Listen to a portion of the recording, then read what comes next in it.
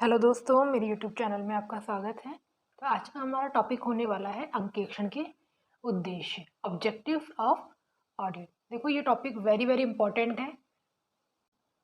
अंकेक्षण के उद्देश्य टॉपिक से 2 से 3 क्वेश्चन जरूर से जरूर बनते हैं।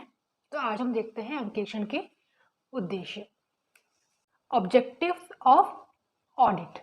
देखो, ये 2 टाइप्स के होते हैं। अंकेक्षण के उद्देश्य 2 प्रकार के होते हैं। पहला होता है प्राथमिक और दूसरा होता है द्वितीयक। इसको प्रमुख और गौण भी बोल सकते हैं। देखो, जो प्राथमिक उद्देश्य वह होगा, देखो जो इसका प्राथमिक उद्देश्य होगा वो 1 होगा, और जो द्वितीयक उद्देश्य होते हैं वह 2 से ज़्यादा भी हो सकते हैं। 1 हो सकते हैं, 2 हो सकते हैं, 3 हो सकते हैं या 4 भी हो सकते हैं। तो ऑडिट का प्राथमिक उद्देश्य होता है वित्तीय विवरणों पर अपनी राय प्रस्तुत करना।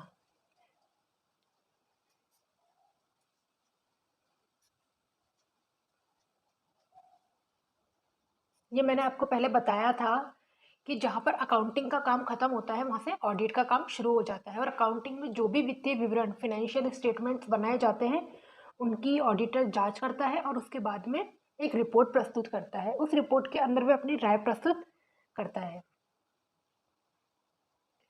अपनी राय प्रस्तुत करता है। और राय होनी चाहिए उसकी सत्य एवं उचित होती है। सत्य एवं उचित का क्या मतलब हुआ कि खातों के विवरण सही एवं उचित स्थिति को प्रकट करते हैं या नहीं करते हैं। ठीक है, तो ध्यान रखना, इसका प्राथमिक उद्देश्य होता है वित्तीय विवरणों पर अपनी राय प्रस्तुत करना। इसके सेकेंडरी उद्देश्य होते हैं कपट व त्रुटि खोजना,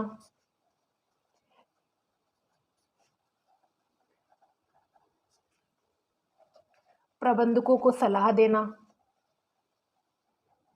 देखो, यह केवल प्रबंधकों को सलाह दे सकता है, उन सलाह को मानना या न मानना इसके लिए प्रबंधक बाध्य नहीं होते हैं। और होता है इसका उद्देश्य कंपनी की सही वित्तीय स्थिति प्रकट करना। मतलब खातों की जांच करेंगे, उसके बाद में उसकी वित्तीय स्थिति को प्रकट करेंगे।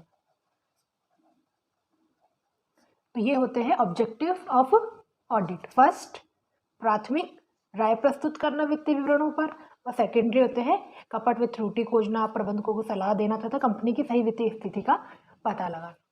तो इसे हम अब नोट्स के थ्रू देखते हैं। फर्स्ट, प्राथमिक उद्देश्य या प्रमुख या मुख्य उद्देश्य कह सकते हैं, ये केवल 1 होता है। ध्यान रखना, वित्तीय विवरणों पर राय प्रकट करना।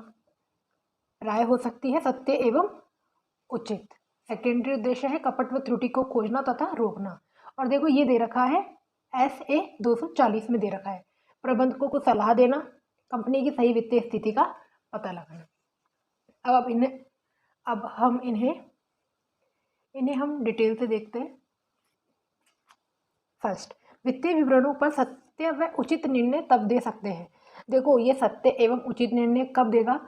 जब जो वित्तीय विवरण है, फाइनेंशियल स्टेटमेंट है, उसमें किसी भी प्रकार की कोई गलती नहीं हुई हो, उसमें किसी भी प्रकार की त्रुटि या गबन नहीं पाया गया हो, या फिर कोई मिथ्या वर्णन नहीं हो, तभी वह सत्य एवं उचित निर्णय दे सकता है, अन्यथा नहीं।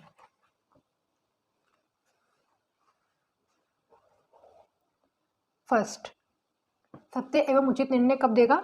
जब वित्तीय विवरण सारवान मिथ्या वर्णन से मुक्त हो।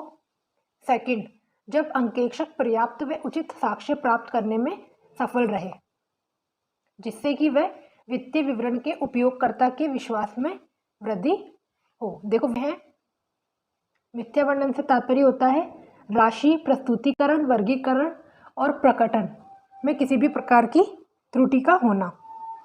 और अंकेक्षण साक्ष्य क्या होता है? ऐसी सूचनाएं जिसके आधार पर अंकेक्षक अपनी राय प्रस्तुत करता है। और ये अंकेक्षण साक्ष्य लिखित, मौखिक और दृश्य होते हैं। ध्यान रखना, क्वेश्चन पूछा जा सकता है। अंकेक्षण साक्ष्य की प्रकृति होती है लिखित, मौखिक और दृश्य। ठीक है, देखो, एक क्वेश्चन आया था जूनियर अकाउंटेंट में कि पर्याप्त एवं उचित का क्या तात्पर्य है? तो पर्याप्त होता है साक्ष्यों की मात्रा, और उचित का अर्थ होता है गुणवत्ता से। त्रुटि व कपट को खोजना व रोकना। देखो, त्रुटि और कपट को खोजने का कार्य अंकेक्षक का होता नहीं है, वैसे ये इसका प्राथमिक कार्य, त्रुटि और कपट को खोजने का प्राथमिक कार्य होता है प्रबंधक का। इसे दिया गया है ऐसे 240 में। अंकेक्षण कार्य के द्वारा प्रत्यक्ष रूप से कपट व त्रुटियां नहीं रोकी जाती है और न यह कार्य अंकेक्षक के वैधानिक कार्य क्षेत्र में आता है। अंकेक्षक केवल अपने सुझाव दे सकता है। कपट व त्रुटि को रोकने व खोजने का प्राथमिक दायित्व प्रबंधक का होता है। कपट के संबंध में अंकेक्षक को लापरवाही के लिए उत्तरदायी ठहराया जा सकता है। देखो, कपट को रोकना व खोजने का प्राथमिक कार्य प्रबंधक का होता है, लेकिन अगर ऑडिटर इस कपट को खोजने में लापरवाही बरतता है तो इसके लिए उसे उत्तरदायी माना जा सकता है।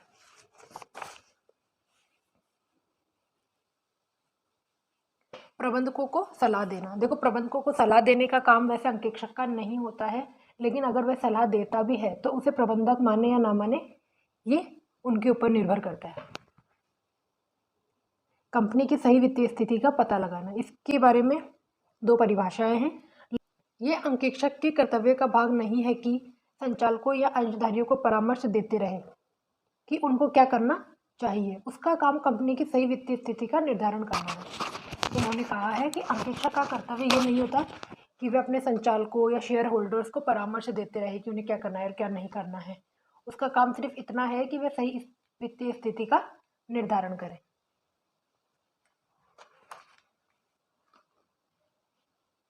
अंतर्राष्ट्रीय अंकेक्षण तथा आश्वासन मानक मंडल ने कहा है, वित्तीय विवरण पत्रों के अंकेक्षण का उद्देश्य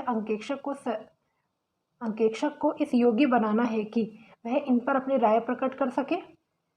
अंकेक्षक की राय वित्तीय विवरण पत्रों की भावी सुदृढ़ता तथा प्रबंधकों की कुशलता के आश्वासन के रूप में नहीं माना जाना चाहिए। तो ये थे अंकेक्षक के उद्देश्य। आई होप आपको समझ में आए होंगे। इसका प्राथमिक उद्देश्य एक था वित्तीय विवरणों पर राय प्रकट करना, और सेकेंडरी उद्देश्य है इसके त्रुटियों को खोजना, प्रबंधकों को सलाह देना। देखो, सेकेंडरी उद्देश्य बहुत सारे हो सकते हैं, लेकिन प्राथमिक उद्देश्य केवल एक ही होगा।